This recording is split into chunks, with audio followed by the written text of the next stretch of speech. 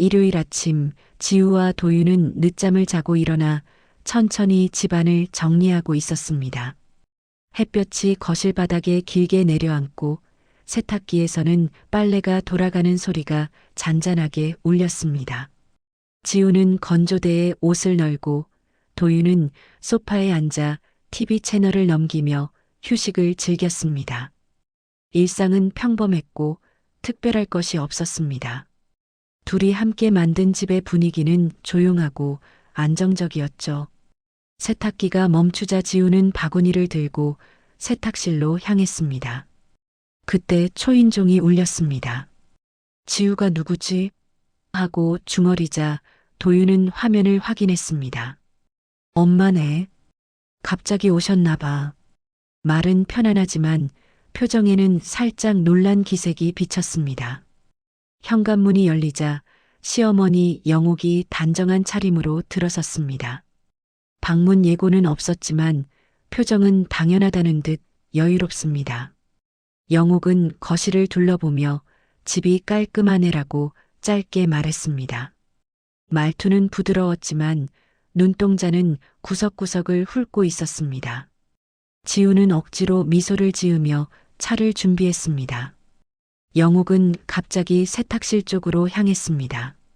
문이 반쯤 열려 있었고 건조대에 널린 빨래가 보였습니다.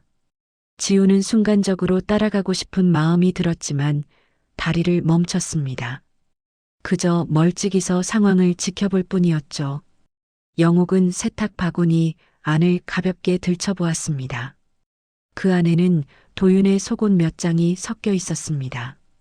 영옥은 그것들을 조심스레 꺼내더니 따로 손에 쥐었습니다. 지우는 그 장면을 보고 몸이 굳어졌습니다. 하지만 아무 말도 하지 않았습니다. 거실로 돌아온 영옥은 태연하게 앉았습니다. 지우가 준비한 차를 한 모금 마신 뒤 입을 열었습니다. 앞으로 도윤 속옷은 제가 개겠습니다. 목소리는 조용했지만 단호했습니다. 지우는 귀를 의심한 듯 눈을 깜빡였습니다. 도윤은 머리를 극적이며 상황을 정리하려 했습니다. 하지만 말은 나오지 않았습니다. 지우는 굳이 그럴 필요는이라고 조심스레 말을 꺼냈습니다. 그러나 영옥은 이미 결정을 끝낸 사람처럼 미묘하게 웃었습니다. 엄마가 늘 하던 일이니까 편하게 둬요. 대화는 길지 않았습니다. 하지만 공기에는 이상한 긴장감이 스며들었습니다. 지우는 자신의 자리가 잠시 흔들린 것 같은 기분이 들었습니다. 누군가 부엌불을 끄는 것도 아닌데 방 안이 서늘해진 듯 했습니다. 겉으로는 아무 일 없는 일요일이었지만 그 순간이 작은 금이 생긴 첫 장면이었습니다. 며칠 뒤 평범한 평일 아침이었습니다. 지우는 도윤을 회사로 보내고 혼자 정리하고 있었어요. 문득 세탁 바구니를 열어보니 빨래가 하나도 없었습니다. 전날 밤 분명히 모아두었던 속옷과 양말이 사라져 있었습니다. 지우는 혹시 도윤이 따로 챙겼나 생각하며 서랍을 확인했어요. 그때 초인종이 울렸습니다. 화면을 보자 시어머니 영옥이 서 있었습니다. 지우가 문을 열기 전에 이미 영옥은 비밀번호를 눌러 현관을 들어오고 있었어요. 가볍게 웃으며 들어오는 모습이 너무 자연스러웠습니다. 지우는 순간 당황했지만 차분한 얼굴을 유지했습니다. 영옥은 인사도 짧게 하고 곧장 세탁실로 향했습니다. 세탁 바구니 안은 비어 있었고 건조대에는 어제 빨래한 것들이 펼쳐져 있었습니다. 영옥은 익숙한 손놀림으로 속옷들을 하나씩 내려 접기 시작했어요. 지우는 가까이 다가가 상황을 지켜보았습니다. 속옷을 개는 동작은 군인처럼 정확하고 규칙적이었습니다. 지우가 조심스레 제가 해놓은 건데요 라고 말하자 영옥은 미소만 보였어요. 우리 도윤 건 내가 손에 익었어. 오래 해왔으니까. 대답은 부드러웠지만 상대의 영역을 묻는 기색은 없었습니다. 지우는 말문이 잠시 막혔습니다. 손끝이 식탁 모서리를 잡고 떨리고 있었어요. 영옥은 옷을 개고 나서 서랍으로 향했습니다.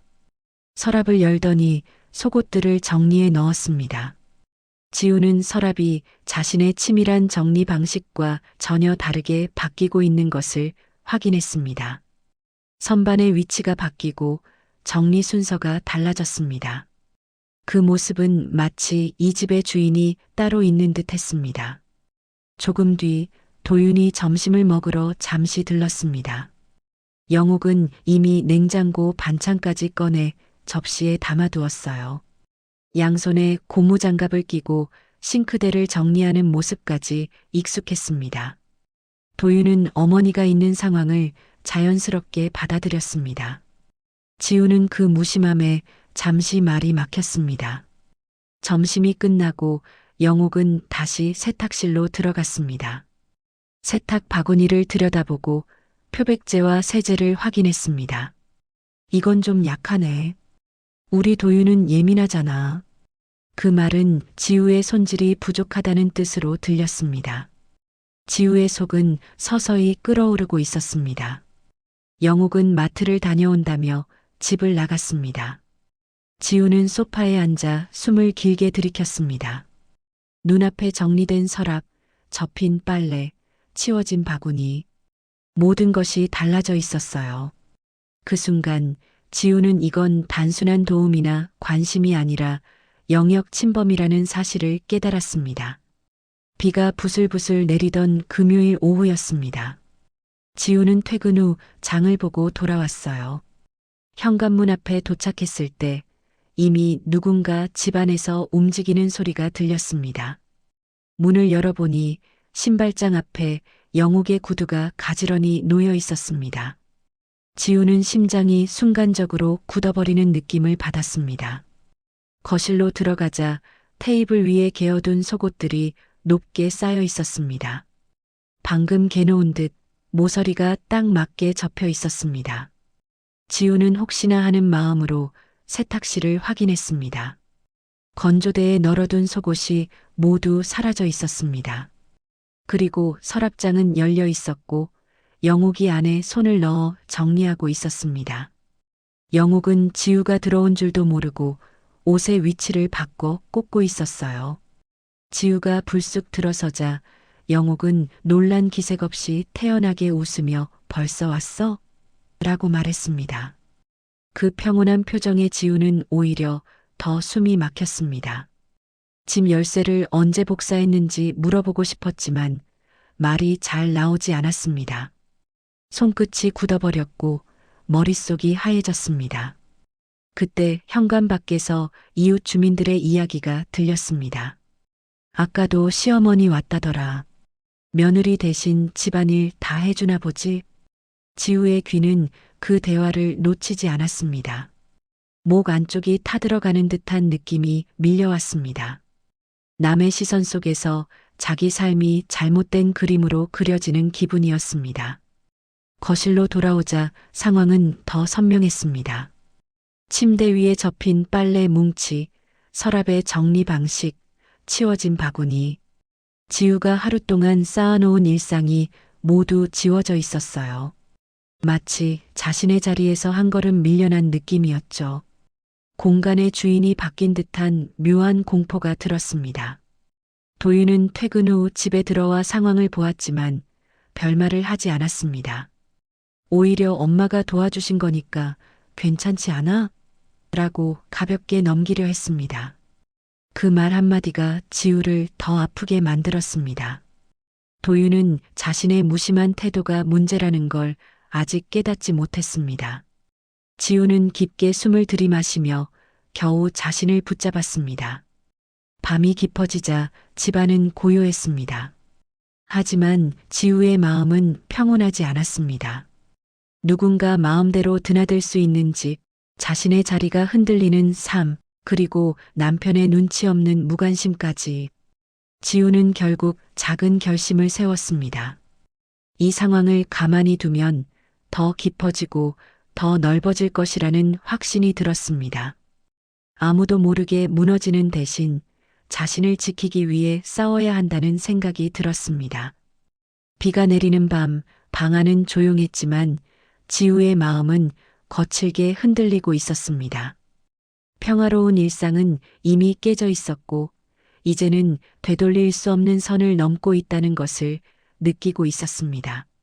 주말 아침, 지우는 평소보다 더 일찍 눈을 떴습니다. 세탁기를 먼저 돌리고 빨래를 개어두면 시어머니보다 한 발 앞서겠다는 생각이 들었습니다. 하루라도 정상적인 생활을 지키고 싶었습니다. 지우는 조용히 세탁실로 향했고 건조대에 빨래를 널기 시작했습니다. 햇빛이 창문으로 들어와 천천히 옷감 위에 내려앉았습니다. 그런데 이상했습니다. 바구니 속에 있어야 할 도윤의 속옷 몇 장이 보이지 않았습니다. 지우는 잠시 멈춰 서랍을 다시 열어보았습니다. 서랍 속도 비어 있었습니다. 가슴이 답답해지는 느낌이 목까지 차올랐습니다. 그 순간 초인종도 없이 현관문이 열리는 소리가 들렸습니다. 영옥이 장바구니를 들고 자연스럽게 들어왔습니다. 지우는 문 앞에 서서 놀란 눈으로 시어머니를 바라보았습니다. 영옥은 아무렇지 않은 표정으로 웃으며 일찍 일어났네라고 말했습니다. 말투는 온화했지만 행동은 전혀 달랐습니다. 영옥은 신발도 채 벗기 전에 세탁실로 향했습니다. 그 손에 쥐어진 비닐봉투 안쪽으로 새 속옷 포장이 보였습니다. 지우는 봉투를 보는 순간 무언가 무너지는 소리를 마음속에서 들었습니다. 어제 인터넷에서 주문했어. 좋은 걸로 사야 피부에 자극이 없지. 영옥의 말 뒤로 지우의 표정은 굳어졌습니다. 지우는 다시 한번 부드럽게 말해보려 했습니다. 하지만 영옥은 이미 건조대 앞에 서서 속옷을 걷어내고 있었습니다. 접혀있는 옷들이 하나씩 내려가고 새로운 포장지가 탁자 위로 올라왔습니다. 지우는 거실에 서서 상황을 지켜봤습니다. 집안에서 자신의 자리와 역할이 조금씩 지워지고 있었습니다. 그때 지우의 휴대폰이 울렸습니다. 발신자는 친정 엄마였습니다. 아버지가 갑자기 쓰러지셨다는 메시지가 떨리는 음성으로 들려왔습니다. 지우는 순간적으로 가방을 챙기며 뛰어나갈 준비를 했습니다. 손이 떨렸고 숨이 가빠졌습니다. 지우는 현관으로 향하다가 잠시 멈춰 세탁실을 지나쳤습니다. 영옥은 여전히 속옷 정리를 하고 있었습니다. 지우는 흔들리는 목소리로 병원에 가야 한다고 말했습니다. 그러자 영옥은 천천히 고개를 들었습니다. 빨래부터 해놓고 가야지. 그냥 두면 구겨져. 시간이 멈춘 것 같은 순간이었습니다. 지우는 더 이상 말이 나오지 않았습니다. 눈앞이 흐려지고 가슴이 턱 막혔습니다. 하지만 답 대신 지우는 조용히 문을 열고 밖으로 나갔습니다. 거칠게 숨을 쉬며 병원까지 택시를 잡으려 뛰어갔습니다. 병원 대기실, 사람들은 분주히 오가고 있었습니다. 지우는 혼자 의자에 앉아 들려오는 소리들 속에 묻혀 있었습니다. 그 순간 깨달았습니다. 남편도 시어머니도 누구도 자신의 마음을 들여다보지 않는다는 사실을. 그 목마름과 외로움이 가슴 깊은 곳을 찔렀습니다. 지우의 마음은 갈라졌습니다. 오랫동안 참았던 감정들이 서서히 쌓여 폭발 직전까지 올라왔습니다. 그날 밤 집으로 돌아가는 길은 유난히 어두웠습니다. 거리의 불빛이 흔들리고 마음도 같이 흔들렸습니다. 이제 더 이상 침묵으로 버틸 수 없다는 것을 지우는 확실히 알고 있었습니다. 집에 들어선 순간 지우는 발걸음을 멈추었습니다. 거실 한가운데 낯선 쇼핑백들과 새 속옷들이 줄지어 놓여 있었습니다. 색깔, 크기, 소재까지 전부 새 것으로 바뀌어 있었고 기존 속옷들은 보이지 않았습니다. 지우는 천천히 서랍을 열었습니다. 서랍 속은 완벽하게 정리되어 있었지만 자신이 사온 물건은 하나도 남지 않았습니다. 지우의 손끝이 차갑게 굳었습니다. 가슴에서는 뜨겁고 묵직한 무언가가 올라왔습니다. 숨을 들이쉬려 해도 폐가 제대로 움직이지 않는 것처럼 답답했습니다. 그때 욕실 문이 열리며 영옥이 수건을 개어들고 나왔습니다. 시어머니는 당연하다는 얼굴로 거실을 살폈습니다. 지우는 한동안 말을 잇지 못했습니다. 영옥은 부드러운 목소리로 말했습니다. 이제 이걸로 다 바꿔놨어. 손이 덜 가고 오래 쓸 수 있어. 그 말 하나가 지우의 마음을 더 무겁게 눌렀습니다. 자신의 의견이나 감정은 단 한 번도 묻지 않았다는 사실이 선명해졌습니다. 지우는 조용히 입을 열었습니다. 왜 제 허락 없이 바꾸셨어요? 단단하게 굳은 목소리였지만 떨림이 묻어났습니다. 영옥은 잠시 멈칫했지만 곧 미소를 지었습니다. 도윤 것인데 뭐가 어때? 내가 원래 하던 일이야. 그 대답이 떨어지는 순간 지우의 감정은 임계점을 넘었습니다. 가슴속에서 눌러왔던 억울함과 모멸감이 한꺼번에 터져 올랐습니다. 지우는 숨을 내쉬며 어지러운 거실을 바라보았습니다. 이 집이 자기 집인지 타인의 공간인지 헷갈릴 정도였습니다. 자신이 지켜온 영역이 산산조각 난 듯했습니다. 문이 열리고 도윤이 퇴근에 들어왔습니다. 그는 방 안가득 놓인 쇼핑백과 정리된 서랍을 보고 멈췄습니다. 지우는 떨리는 목소리로 말했습니다. 내가 하루 종일 정리해둔 건데 전부 치워졌어. 도윤의 표정이 조금씩 굳어갔습니다. 지우는 이어 말했습니다. 병원 갔다 오는 길이었어. 아버지 때문에 정신도 없었는데 집에 와보니 내가 사라진 것 같아. 그 말을 들은 영옥이 당황한 눈빛을 보냈습니다. 하지만 여전히 확고함을 거두지 않았습니다. 내가 도와준 거잖아. 손이 덜 가라고. 그 순간 도윤이 처음으로 깊게 숨을 들이켰습니다. 눈앞의 광경과 지우의 얼굴, 그리고 어머니의 태도가 겹쳐졌습니다. 도윤의 목소리는 낮지만 단단했습니다. 엄마, 이건 도와주는 게 아니야. 그 말에 지우는 눈을 감으며 긴장을 놓쳤습니다. 영옥의 얼굴에 당황과 분노, 그리고 불안이 섞여 지나갔습니다. 하지만 분위기는 이미 바뀌어 있었습니다. 거실의 공기는 무겁게 가라앉아 있었고 그 어떤 말도 쉽게 이어지지 않았습니다. 세 사람 사이에는 침묵이 길게 드리워졌습니다. 이 침묵이 이전과는 전혀 다른 의미라는 것을 모두 알고 있었습니다. 밤이 깊어지자 거실은 조용했습니다. 도윤은 식탁에 앉아 한참 머리를 감쌌습니다. 지우는 말없이 식기세척기 버튼을 눌렀습니다. 물 흐르는 소리만 들렸고 두 사람은 서로 눈을 마주치지 않았습니다. 하지만 서로의 속이 얼마나 흔들리고 있는지 너무 잘 알고 있었습니다. 잠시 후 도윤은 지우에게 다가갔습니다. 미안해. 라는 짧은 말이 조심스럽게 입에서 나왔습니다. 그 한 문장이 낮고 떨렸습니다. 지우는 대답하지 않았지만 그 말의 무게가 방 안에 머물렀습니다.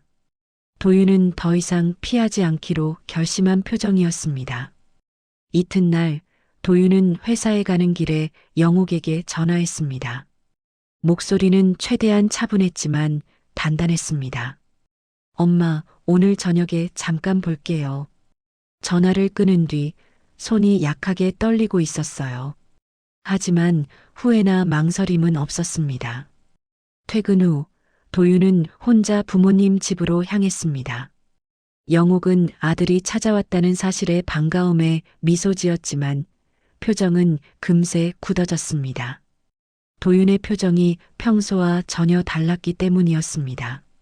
그는 거실로 들어서며 집을 천천히 둘러보았습니다. 한때 자신이 살던 집이었지만 이제는 낯설게 느껴졌습니다. 도윤은 먼저 봉투를 꺼냈습니다. 그 안에는 자동이체 해지서와 생활비 송금 내역 취소 확인서가 담겨 있었습니다. 영옥은 놀란 표정으로 봉투를 보았습니다. 이제 엄마 생활비 지원 안 할 거야. 엄마도 이제 혼자 생활할 수 있어. 목소리는 단단했지만 애정이 없는 말은 아니었습니다. 영옥의 얼굴에 당혹감이 스쳤습니다. 그는 손까지 떨며 변명하려 했지만 도윤이 먼저 말했습니다. 엄마가 우리 집에 예고 없이 오는 것도 그만해야 해. 영옥은 눈을 크게 떴습니다. 자신이 통제하고 있다고 생각하지 않았기 때문이었습니다. 도윤은 주머니에서 열쇠를 꺼냈습니다. 그동안 조용히 숨겨져 있던 집 열쇠였습니다. 이거 누가 복사했는지 묻지 않을게요. 그냥 엄마한테서 돌려받으러 왔어요. 그 말은 더 이상 어린 아들이 아니라는 선언이었습니다. 영옥의 얼굴은 하얗게 질렸습니다. 도윤은 천천히 말을 이어갔습니다. 엄마가 나를 챙겨준 건 고마워. 하지만 지금은 남편으로 살아야 해. 그 순간 영옥은 처음으로 아들의 눈을 똑바로 바라보았습니다. 그 눈에는 분노도 원망도 없었습니다. 대신 단단하고 어른스러운 결심만 서 있었습니다. 잠시 침묵이 흘렀습니다. 영옥은 떨리는 손으로 열쇠를 꺼내 건넸습니다. 도윤은 그것을 받아 주머니에 넣었습니다.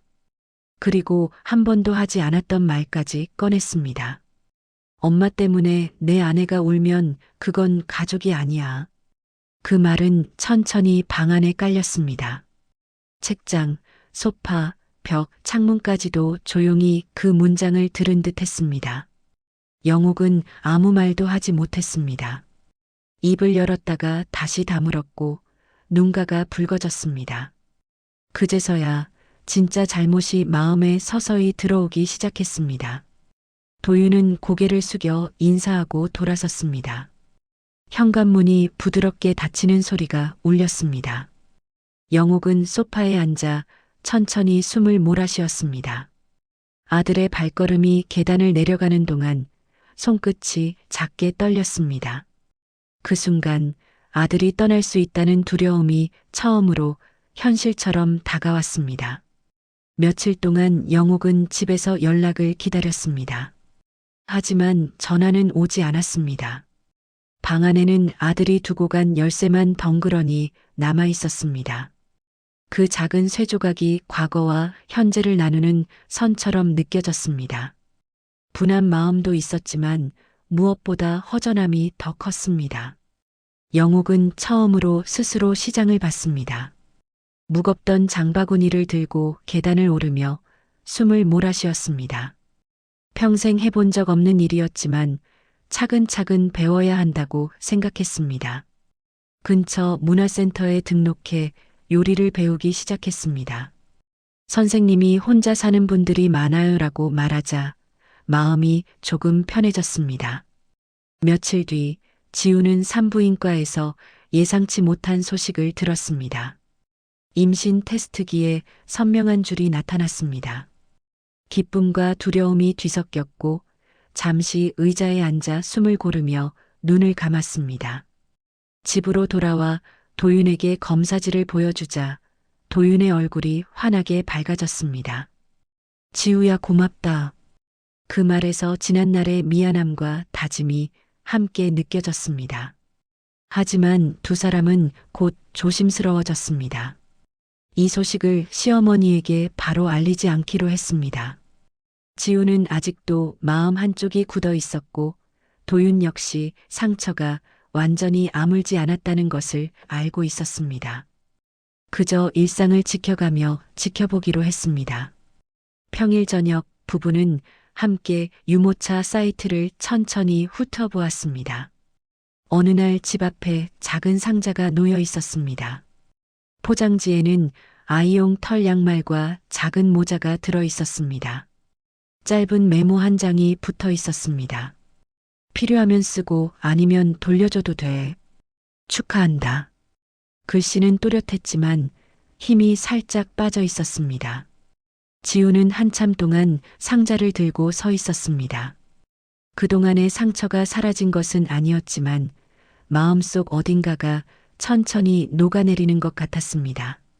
퇴근한 도윤에게 상자를 보여주자 그는 조용히 미소 지었습니다. 그리고 천천히 말했습니다. 우리 엄마한테 직접 이야기하자. 몇일이 지난 일요일, 부부는 시어머니 집을 찾아갔습니다. 식탁 위에는 혼자 끓여둔 듯한 국이 식어 있었습니다. 지우는 조심스럽게 임신 소식을 전했습니다. 영옥은 눈을 크게 떴다가 떨리는 손으로 입을 가렸습니다. 정말? 목소리는 너무 작았지만 진심이 배어 있었습니다. 지우는 조용히 말을 이었습니다. 하지만 도와주실 때는 저희 방식대로 해주세요. 죽이는 말투가 아니었습니다. 마지막 경고이자 마지막 기회였습니다. 영옥은 고개를 숙이고 천천히 대답했습니다. 알았다. 더는 안 넘을게. 그날 세 사람은 길게 대화하지 않았습니다. 하지만 서로를 향한 눈길이 달라져 있었습니다. 돌아오는 길, 지우는 창밖을 보며 작은 미소를 지었습니다. 도윤은 조수석에 놓인 작은 털 모자를 살며시 만졌습니다. 새로운 가족의 시작은 아주 조용했지만 확실히 서 있었습니다.